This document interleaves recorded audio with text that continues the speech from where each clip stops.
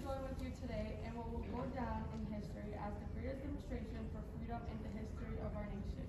50 years ago, a great American, in whose symbolic shadow we stand today, signed the Emancipation Proclamation.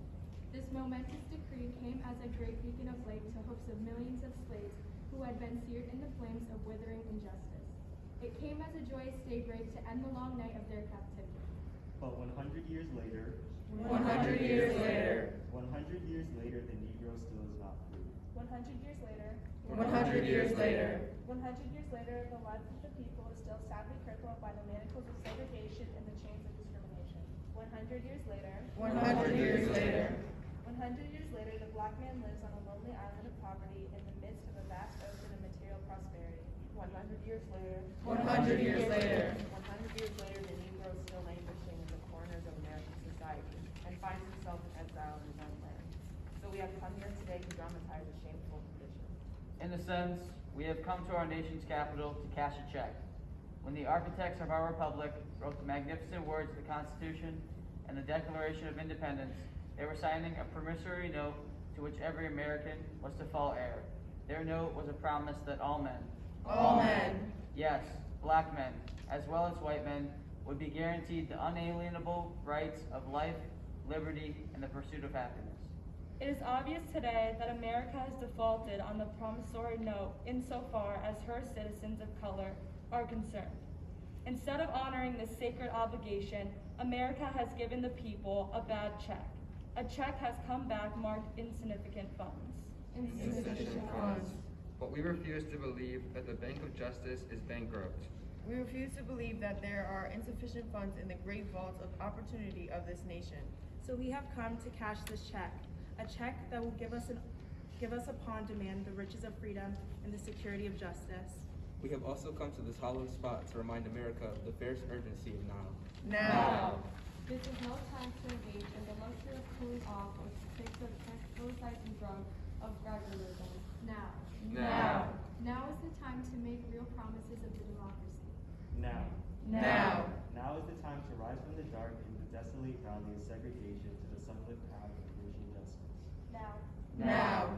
Now is the time to lift our nation from the quicksands of racial injustice to the solid rock of brotherhood. Now. Now. Now is the time to make justice a reality for all of God's children. It would be fatal for the nation to overlook the urgency of the moment. The sweltering summer of the Negro's legitimate discontent will not pass until there is an invigorating autumn of freedom and equality. 1963 is not an end but a beginning. Those who hoped that the Negro needed to blow off steam and will now be content will have a rude awakening if the nation returns to business as usual. There will be neither rest nor tranquility in America until the Negro is granted his citizenship rights. The whirlwind of revolt will continue to shape the foundations of our nation until the right day of justice emerges. But there is something that I must say to my people who stand on the warm threshold which leads into the palace of justice. In the process of gaining our rightful place, we must not be guilty of wrongful deeds. Let us not seek to satisfy our thirst for freedom by drinking from the cup of bitterness and hatred.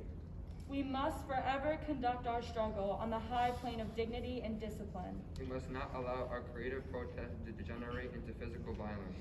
Again and again, we must rise to the majestic heights of meeting physical force with soul force. The marvelous new militancy which has engulfed the Negro community must not lead us to the distress of white people.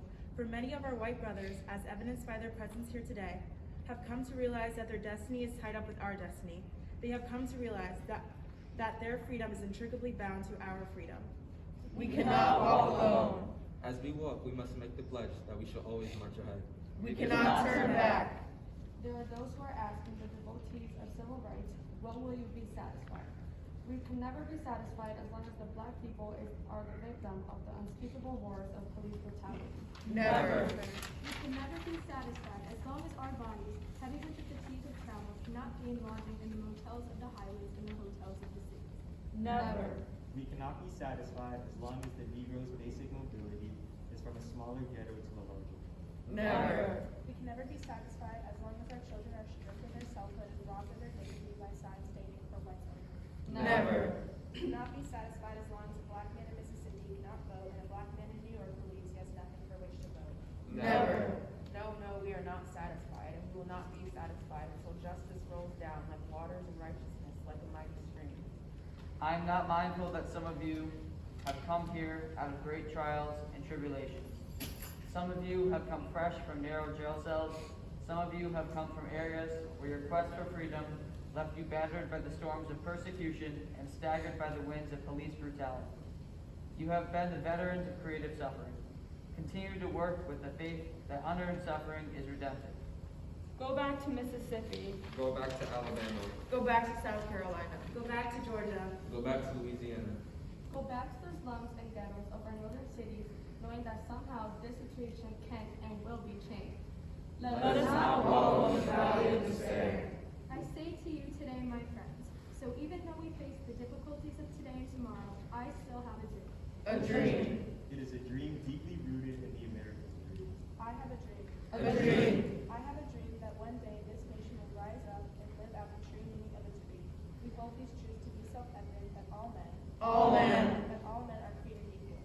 I have a dream. A dream. I have a dream that one day on the red hills of Georgia, the sons of former slaves and sons of former slave owners will be able to sit down together to the table of brotherhood.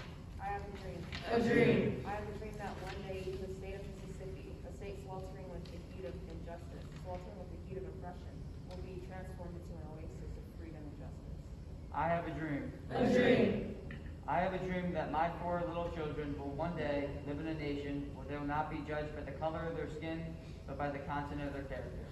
I have a dream today. I have a dream. A dream. I have a dream that one day, down in Alabama, with its vicious races, with its governing having its lips dripping and with the words of interposition and nullification, one day, right there in Alabama, little black boys and black girls will be able to join hands with little white boys and white girls as sisters and brothers. I have a dream today. I have a dream. A dream. I have a dream that one day every valley shall be exalted, every hill and mountain shall be made low, the rough places will be made plain, and the crooked places will be made straight. And the glory of the Lord shall be revealed, and all flesh shall see it together. This is our hope. This is the faith that I go back to the South with. With this faith, we will be able to hew out of the mountain of despair a stone of hope. With this faith, we will be able to transform the jangling discords of our nation into a beautiful symphony of brotherhood. With this faith, we will be able to work together, to pray together, to struggle together, to go to jail together, to stand up for freedom together, knowing that one day we will be free. This will be the day when all of God's children will be able to sing with a new meaning. My country is the peace, sweet land of liberty. Of thee I sing, land where my fathers died, land of the pilgrim's pride. From every mountainside, let freedom ring. And if America is to be a great nation, this must become true. So let freedom ring from the prosperous hilltops of New Hampshire. Let freedom ring from the mighty mountains of New York. Let freedom ring from the heightening Alleghenies of Pennsylvania. Let freedom ring from the snow-capped Rockies of Colorado. Let freedom ring from the curvaceous slopes of California. But not only that, let freedom ring from the Stone Mountain of Georgia. Let freedom ring from the Lookout Mountain of Tennessee. Let freedom ring from every hill and molehill of Mississippi. From From every mountainside, let freedom ring. And when this happens, when we all allow freedom to ring, when we let it ring from every village and every hamlet, from every state and every city, we will be able to speed up the day when all of God's children, black men and white men, Jews and Gentiles, Protestants and Catholics will all be able to join hands and sing in the world of the old Negro spiritual. Free at last, free at last. Thank God Almighty, we are free at last. Well done.